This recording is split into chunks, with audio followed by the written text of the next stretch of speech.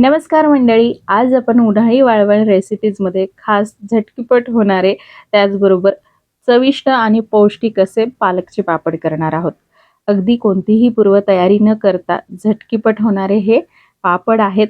करायला सोपे, चवीला भारी, अजिबात तेलकट वगैरे होत नाहीत आणि छान दुप्पट तिप्पट फुलतात. बघू शकता तुम्ही, तर आवाज ऐकू शकता किती छान कुरकुरीत झालेले आहेत.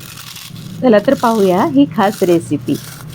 तर हे पालकचे पापड करण्यासाठी आपल्याला लागणार आहे साधारण 1 कप पालक, 15 ते 20 पालकची पानं, कोथिंबीर, हिरवी मिरची आणि लसूण लागणार आहे. त्याचबरोबर 1 चमचा जिरं, 1 चमचा ओवा खलबत्त्यामध्ये हलकासा कुटून घ्यायचा आहे, जेणेकरून पापड लाटताना पापड फाटत नाहीत.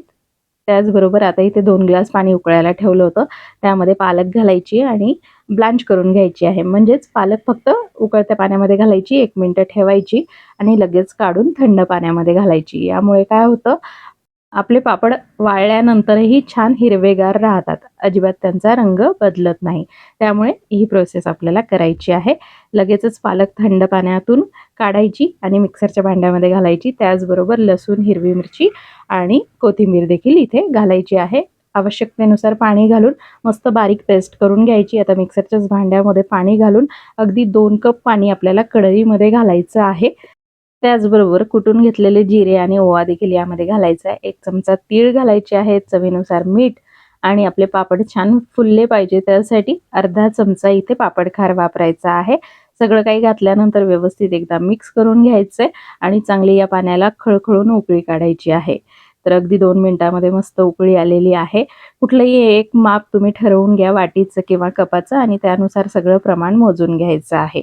आता मस्त याला उकळी आल्यानंतर गॅसची फ्लेम कमी करायची आहे आणि इथे 1 कप आपल्याला बारीक रवा घ्यायचा आहे. ज्या कपाने आपण पाणी मोजले ना, त्यानेच आपल्याला बारीक रवा घ्यायचा आहे.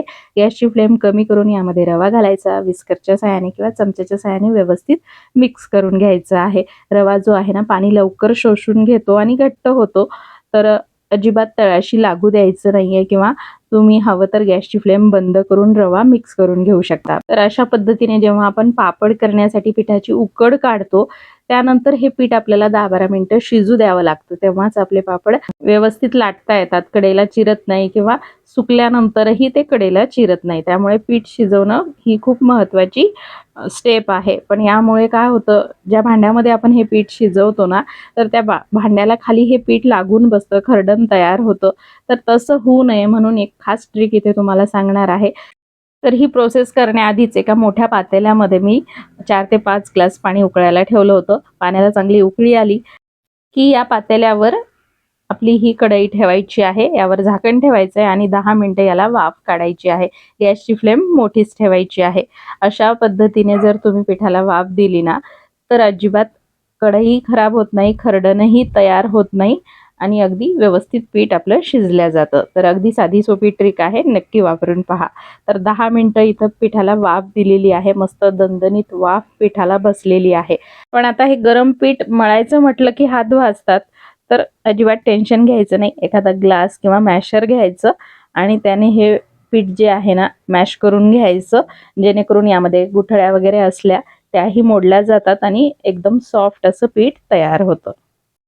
तर इथे मी पालकचा वापर करून हे पापड बनवत आहे. तुम्ही पालकऐवजी टोमॅटो, बीट किंवा मेथीचा देखील वापर करू शकता किंवा जास्त प्रमाणात कोथिंबिरीचा वापर करून त्याचे देखील हे पापड तुम्ही बनवू शकता. तर अतिशय सोपी रेसिपी आहे मंडळी.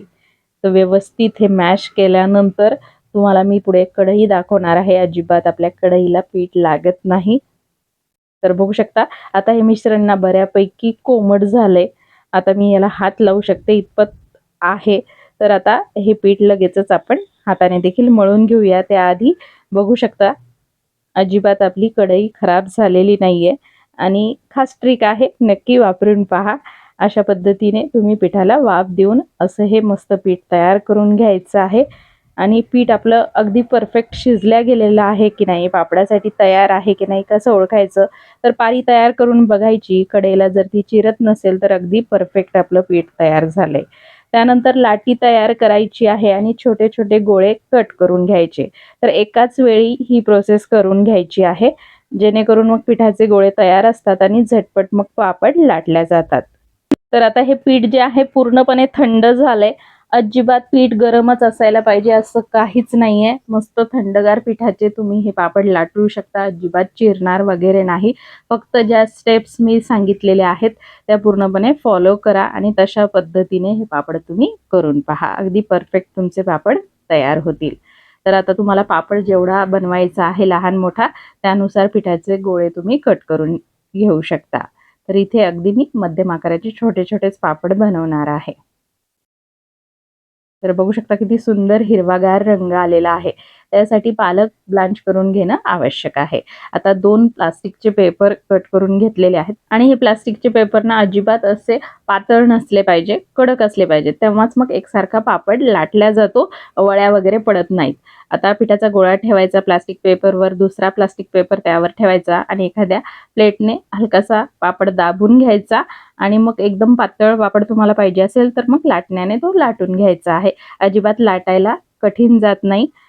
तुम्हाला पाहिजे तसा तुम्ही मोठा पापड हा लाटू शकता आणि पातळ देखील बनवू शकता तुम्हाला पाहिजे तसा.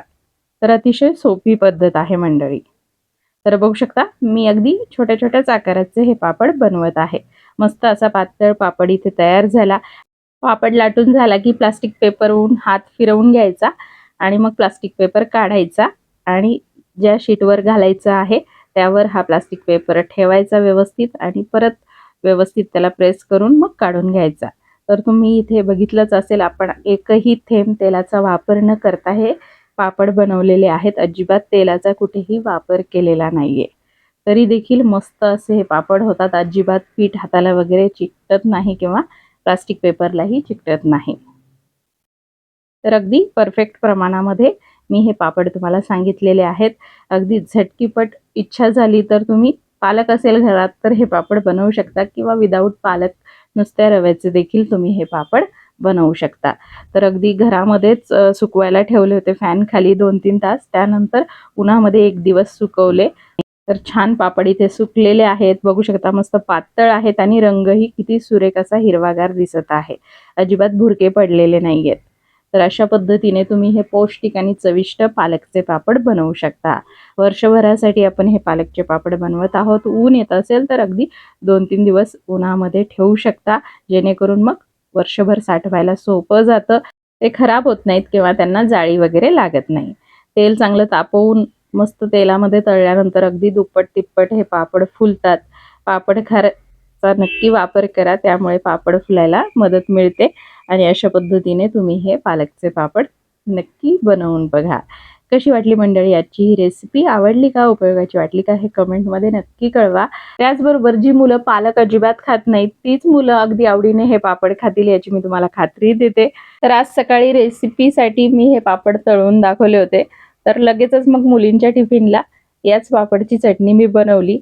तर अतिशय सोपी रेसिपी आहे. या पापडामध्ये आपण लसूण, हिरवी मिरची, कोथिंबीर सगळं काही घातलेलं आहे. त्यामुळे फक्त तेल गरम करायचं, त्यामध्ये थोडंसं लाल तिखट घालायचं आणि या तळलेला पापडाचा चुरा यामध्ये घालून व्यवस्थित मिक्स करायचं. हवं तर थोडंसं मीठ घालायचं आणि तयार झाली मस्त चविष्ट पापडची चटणी.